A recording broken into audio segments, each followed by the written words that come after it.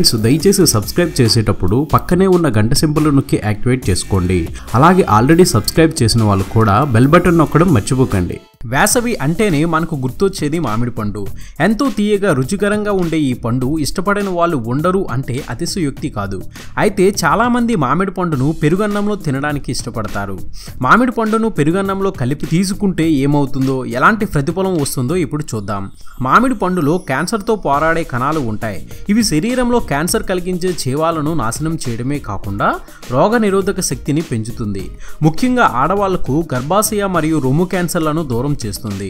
మామిడి పండులో చాలా అధికంగా కాల్షియం ఉంటుంది. పైగా పెరుగులో కూడా కాల్షియం ఉంటుంది. దీనివల్ల ఎముకలు ఉక్కులా మారుతాయి. మోకాళ్ళు కీళ్ల నొప్పులు మాయం అవుతాయి. మరియు లాక్టోబాసిల్లస్ అనే పదార్థం పొట్టలోని జీర్ణం అవ్వడానికి దోహదపడుతుంది. మామిడి పండు అన్నంలో, ముఖ్యంగా పెరుగన్నంలో కలిపి తినడం వల్ల vitamin A, vitamin C, vitamin B ఎక్కువగా శరీరానికి లభిస్తాయి. దీనివల్ల జుట్టు ఒత్తుగా పెరగడం, చర్మం అందంగా మెరవడం లాంటివి జరుగుతాయి. ఇది అప్డేట్. మరొక ఇంట్రెస్టింగ్ వీడియోతో మీ ముందుకు వచ్చేస్తాను. ఇలా ఎన్నో కొత్త విషయాలను మనకు తెలియజేస్తున్న మన విఆర్ మీడియా యూట్యూబ్ ఛానల్ని సబ్స్క్రైబ్ చేయండి, మమ్మల్ని ప్రోత్సహించండి. Please subscribe and thank you.